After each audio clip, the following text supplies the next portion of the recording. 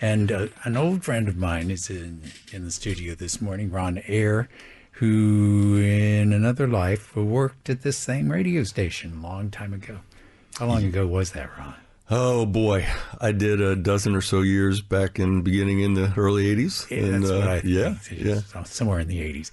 And now you've got a daughter, and you appear at various concerts that I see at, and I understand you have a new book. I do have a new book. So what are you doing other than writing?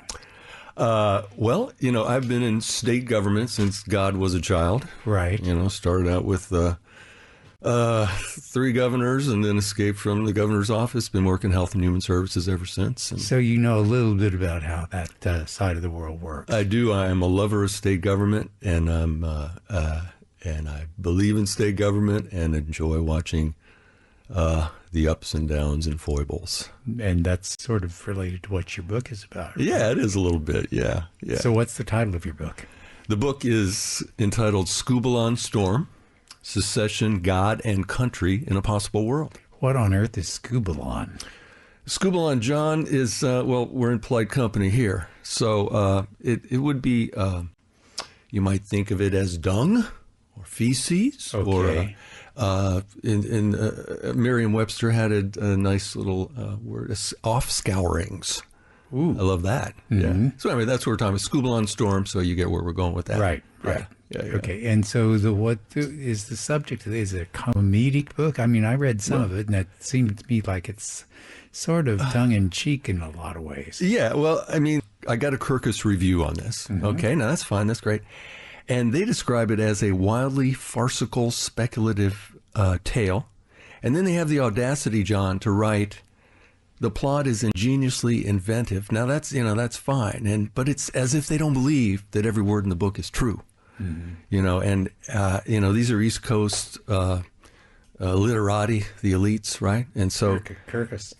Yeah, right. So I smell a little bit of conspiracy, but I'm happy to tell you what the book is about. Mm-hmm. I can't believe a word you're saying. Well, no, John, no. I mean, these East Coast people. You want them telling you what to read about good Texas literature? That's fine. But since how long have you been doing stand-up comedy?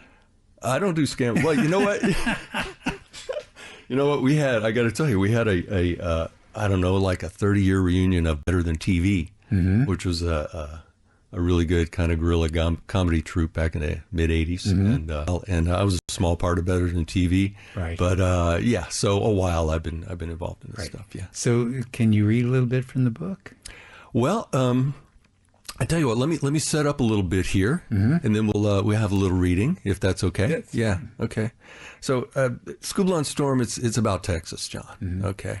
Texas from the dawn of time to all the way through the 21st century. To properly, tell such an epic tale, you'd be right in thinking that Skubalon Storm is broken down into books with Latin titles. All right. And, a story begins in book 1. It's entitled Insanus in Medio, which I'm sure you know means in the crazy middle. It's San Jacinto Day, 2027. Moments before announcing Texas' glorious secession, Governor Peter Felt received some extraordinary news in the form of a U.S. government document. It's a proclamation, and I'll just read a little bit about that. I'll use my Abraham Lincoln, John Aielli voice, if you don't mind. And it goes something like this. It's a little bit of the proclamation. 80 years ago, our fathers brought forth into this great union the noble Texas, unique among that young nation of states, having won its own independence at the Battle of San Jacinto on this day in 1836. Bound to their hearts, the Texian spirit conveyed into our union a boastfulness conceived in liberty and dedicated to the proposition that all of these states united might one day be as great as Texas, but probably not. Now we're engaged in a great uncivil discourse testing whether that nation or any nation so conceived can thus endure. We're long met on the battlefields of that dissertation, day after tedious day, having to bear upon our persons endless pronouncements of Texas this and Texas that. Therefore, with this proclamation, these 49 states do forever vacate Texas, that monotonous inanity which has contaminated the very essence of itself, and our once beloved Texian brothers and sisters, it is altogether fitting and proper that we should do this. So there you go. This secession of Texas is preempted. It's what you might call a secession interruptus. Right? Mm-hmm. And meanwhile, 30 miles east of Austin, and this is right in the middle of the story, John, Felt's arch-rival, Pastor Arlen Bob Yates, founder of the Worldwide Church of the Pea-Free Sabbath, delivers the final blows of his decades-long vendetta to humiliate and ruin Felt. The former state of Texas is immediately bankrupted. Puerto Rico was elevated to statehood, taking the name of Texas.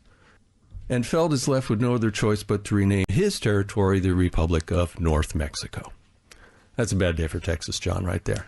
Well, I think that the Republic of North Mexico is something that might have been if the circumstance had been only slightly different. There you go. Yeah. Ron Ayer is our guest, and Skubalon, what is it? Storm? Skubalon Storm is the name of his book.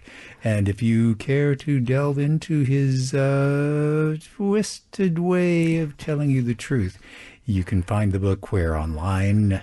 All God's children are selling it, John, so you can find it anywhere. Highly recommend a local booksellers if you're so inclined. But yeah, it's available online through all the normal outlets. Thank you, Ron, for coming by and sharing a little bit of your book with us.